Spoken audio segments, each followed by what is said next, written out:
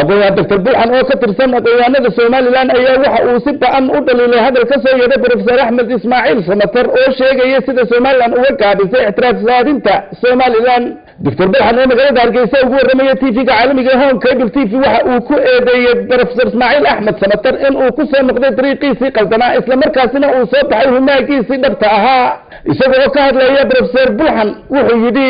لكن أحمد ده هذا واقعنا وأفكار إسكاهستي إلا أنت ويني هلكا أفكار إسكاهستي دولة فرضنا إلا كوريا سلاشوكي إيتي كوري سإيتيسكي دولة كوريا دولة جري BBC ده نقدر نالها كلام نقدر أركان من الصومال لا نقدر أيلانا رجي هرتا ناوي نكر ما إليه اعتراف كذا نقول هيا يوم علمي هيا وحلا اليوم ما تجرى مجرو horana dadkii hortaagnaa maaha isagu inuu ii keenayo ixtiraaf ama uu markii hore uga joogay ama Soomaaliland uga joogay maaha karti uu kaga horjoogsadana ma lahayn mid hortaagnana ma laha shacabka Soomaaliland xukuumadda waxa uu ka yiri haweenka election ama hana dadka la doortay ee halkaa loo diray aniga difaacay shaqadeeda ma لكن كلام الدكتور بوحان أو كهد لا يهلك سبت كبر انت اعتراف رادينتا Soomaaliland waxa uu sheegay in 1990 beesha caalamku ay gashay qalad weyn isla markaasina dal aan jirin oo la yiraahdo Soomaaliya ay ictiraaftay isla markaasina Soomaaliland oo haykalkeeda dawladnimo dhan yahay ay ictiraafi waayeen waxaanu yidhi isagu iyo walaalkiiba dadkii Soomaaliland hortaagnaa in meesha fursada helaan dhaleeceynayuu ka mid ahaa ومن بركاتك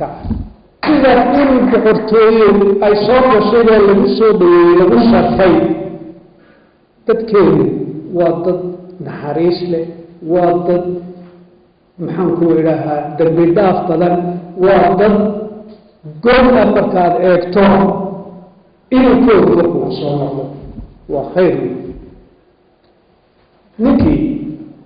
وحلا وضعي وطلت بدينايين لا عاد على قياس كريم بعد حكومة السياسة. إنه تأنوية. دوان دكتور برحان أو أنفلين أتتقانان أيه هذا الله صحافة دكتور سومري. سيدو أركت هذا الذي ساس. ده أنا قلت دبعت عن كاس أو أي جوها يسمى مجرته ضد بدن با مركان هذا يقدر بهذا وعادي أو واحد دبعتيكم مجرته وأنا ضدكوا أوبنان تهاي. anigu ma galo dee dhulka idaacadaha iyo internetka dadka Soomaalidu ay amba ku kaftamaan amba ay isku caayaan amba ay isku xantaan amba waramada ay isku turturaan ma galo laakiin dee meesh hadii la iyo waa iga faaloonaya waxaan ka hadlay waa iyaga dee u taala taas anu Dr. Bulxan aqoontaydu mid gundeer ma ah oo dee Mareykan shirarkan iskugu yimi jirnay laakiin aqoon inta ka sii weyn iskuma aanan lahayn laakiin intii aan aqaanay waxa uu yahaa nin mutacallim weyn jaamacada waaweyn ka soo baxay si wanaagsan wax u bartay arrimahan ku saabsan psychology-ga iyo psychiatry-ga shaqadiisu ay ahayd oo doctorate ku qaatay PhD buug wanaagsan oo weyn qoray oo Frans Fanon ninkii la oran jiray dhanna dhakhtarka maskaxda ahaa dhanna ahaa revolutionary Algerian War of Independence dagaalkii Algeria lagu xoreeyay Faransiiska laga xoreeyay فنوم بوكا قري بوك وين أو إلا أنا وانا خستي إما كان قري ويا لا يو مرمر با ريفرنس كوسا مايا مركا دكتور برحان دانو نك سلاسان واقع نوقف نوتر سن حقها قونت أيوها لكن ده دوري الله ما تنسى ما نان معاملة ما نان يلان اسمه نان أرقبة مركا لا دافو ما شاهي جه هرجيسة سنة كان أنا مالين ياينا يا حيد نصور دافي أيام مالين سلا ما فيلا أنا هالكي منصور وندقنا أنا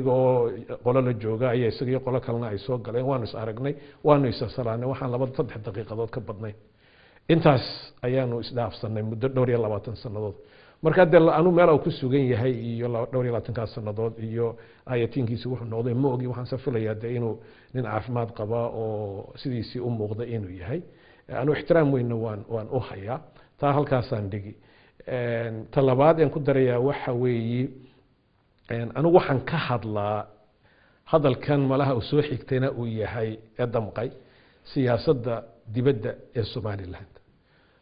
أو ده أن دون إن يقول وين كنت أو ده أفريقيا لا تنسى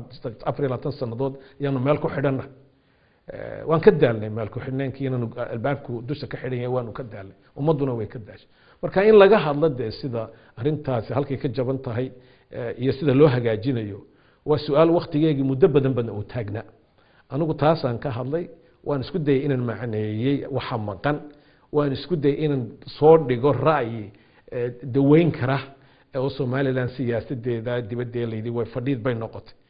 dhaqaajin kara ayaan soo dejiyay marka hadduu Dr. Bulxan dee hayo taa ku ka duwan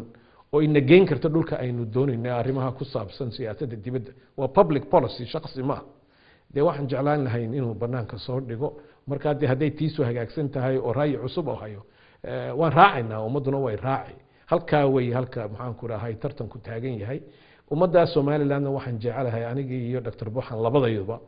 inaanu dadka iyo ummadaba jecelnahay si wanaagsan aanu jecelnahay oon doonayno in hore u socoto si badhaadho